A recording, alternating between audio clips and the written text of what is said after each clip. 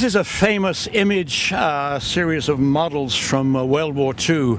The sailor kissing a nurse from World War II in Times Square in New York. And behind me is another image, another icon of World War II, the USS Iowa. What is she all about?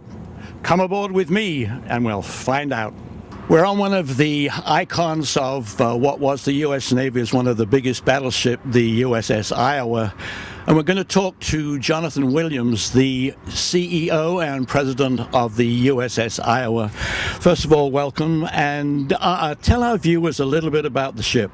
The battleship Iowa was built in early 1940s and put into commission in February 22nd of 1943.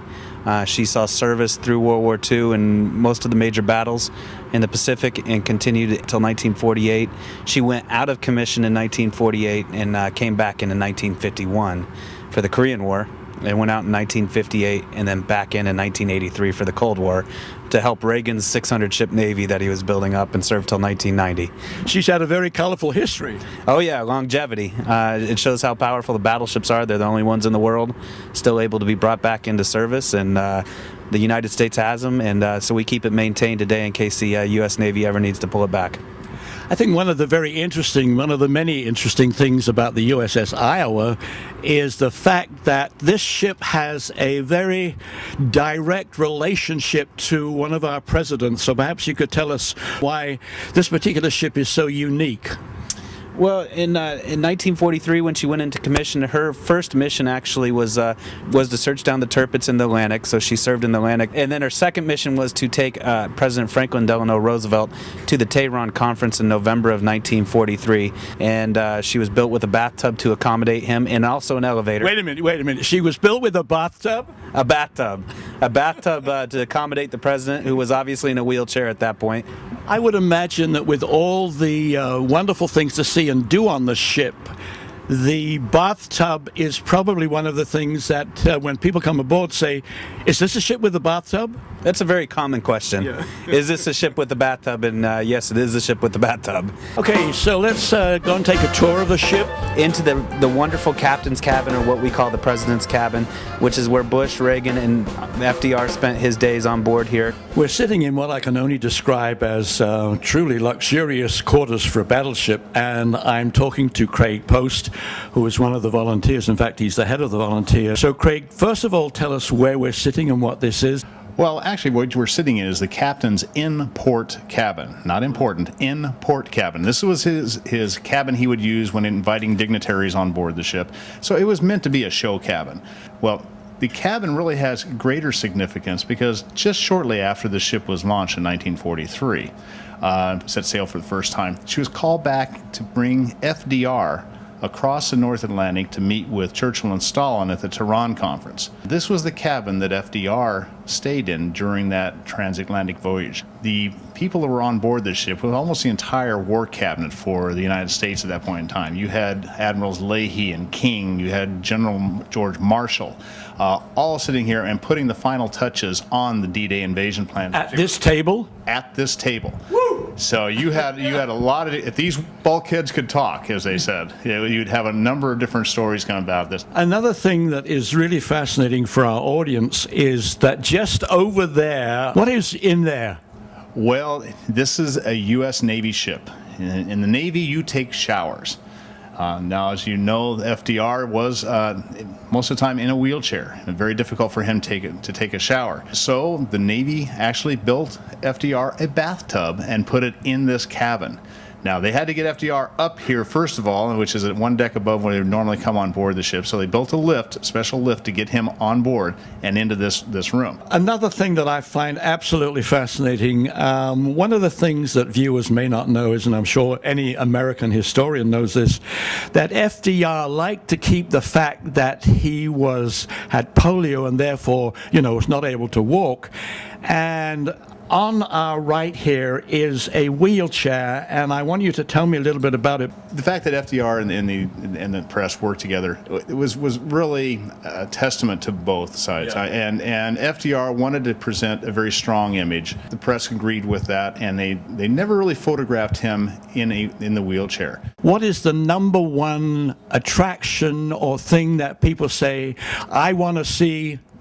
Well, obviously, it's a battleship. The one thing that's striking everybody as soon as you walk on board the ship are those large 16-inch guns. And our guests get a chance to actually put their arm around the 16-inch gun. They stand right next to it to take that picture with that fabulous superstructure in the background.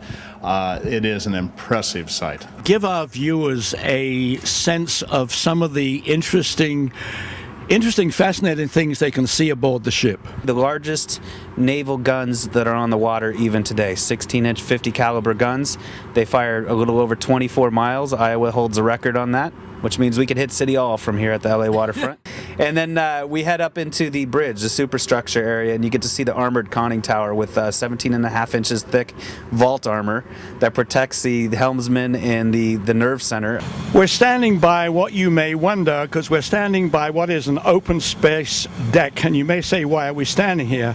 Actually, this has a very significant part in the USS Iowa. Tell us what it was. This actually is the location of the elevator that was installed for FDR. I've been here since the ship came to San Pedro, and that whole time everybody has been wondering, where was the elevator?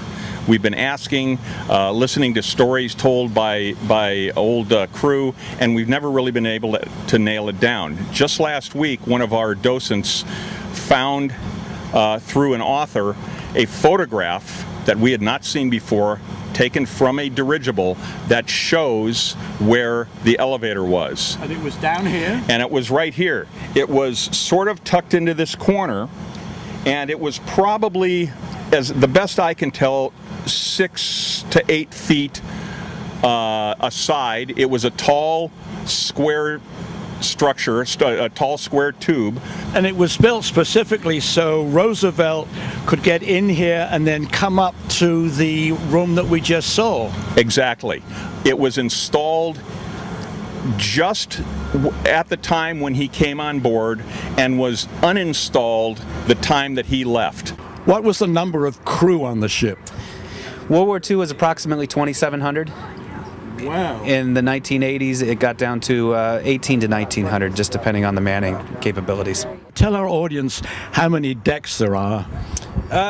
Deck-wise, well, there's about, at the deepest point, there's 9 decks down. 9? 9 decks down. What a lot of people do not realize is the stealth technology of the 1940s was not what the stealth technology is today.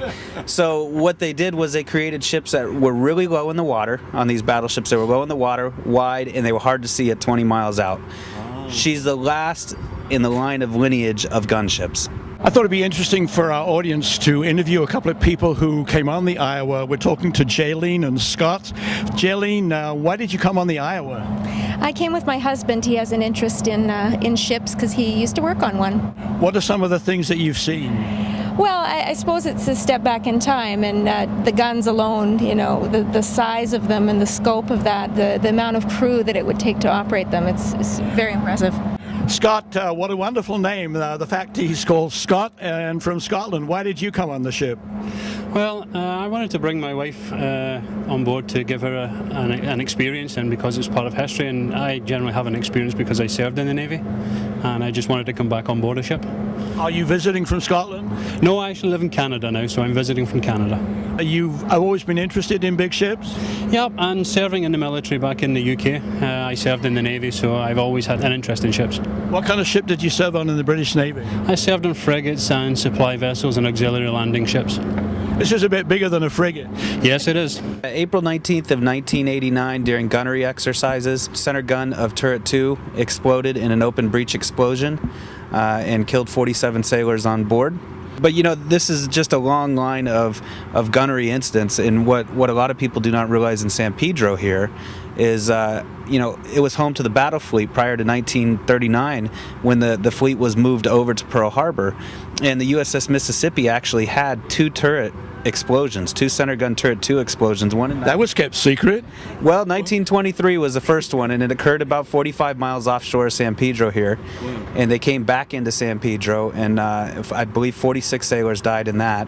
And they're buried around the area here. And in fact, the shell that was lodged in one of the barrels ended up firing off in San Pedro and shattered some windows and landed on the other side of a ferry on the way to Catalina. And then again in 1944, the Mississippi had an explosion. You just touched on an interesting thing. You mentioned San Pedro.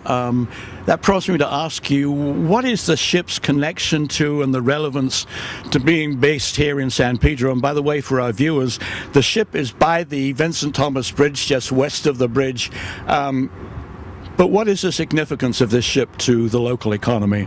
The local economy today, what the ship does for it, and what the history of why the ship is really here. The history of it, home to the battle fleet. San Pedro was home to the battle fleet for many, many, many years. I think a piece of history people sometimes forget about, but it was probably home to the battleships much longer than many other areas. In addition, in 1969, the USS New Jersey was recommissioned in Long Beach Naval Shipyard, which was right across the water here off of Terminal Island. And in the 1980s, the entire Iowa-class reactivation program was put together in Long Beach and was managed within Long Beach. So the history to the battleships is deep right here and within a 5-mile radius. Today, what the Iowa represents is that long history of the Navy being in this area, the long history of our military being in the area, and it really connects people to what we call celebrating the American spirit. And by doing that, what Iowa's done is brought 330,000 visitors to San Pedro in the first year it was here. How many? 330,000 visitors. Woo! And so that's increased. The economic value to the local area has been huge. It's really encouraged some extra development going on in the area here. And we're hoping to bring a real strong connection and what we call an American spirit connection within the San Pedro / LA waterfront area, and really tell that story of a maritime town that goes years and years back. I'm sure our audience would like to know 2 things. one, a phone number that they can call, and a website. The phone number is 877-4-IOWA-61 or 446-9261 is the phone number, and our website is labattleship.com. This is a very costly endeavor. And we're constantly trying to improve it. Right now, our big thing is our overnight program, which will cost us about $400,000 to get ready for Boy Scouts and the kids. So Get ready for Boy Scouts? yeah, to have sleepaboards for local school kids and Boy Scouts. So anybody that wants to donate, we're looking to raise about $400,000 for that program right now, and hopefully to have it online soon. What we find with Iowa is kids, even though it's a historic item that we look at, kids just love it. I mean, it's something about the battleship. We see kids every day, and they're like, "This is the coolest thing I've ever seen." We're standing on the stern of the USS Iowa, and this is where in days gone by she had not 1, not 2, but 3 helicopters. So this is the landing pad for those aircraft. I urge you to come on down to this wonderful representation of the U.S. Navy, the USS Iowa, one of 4 great battleships in the U.S. Navy fleet. As you can see, she is truly an enormous ship. It is fascinating, riveting, and I know you, yes, you, will find it absolutely intriguing. Until next time, thank you very much for watching, and please come on down to the USS Iowa. I'm John Clayton, and I thank you for watching.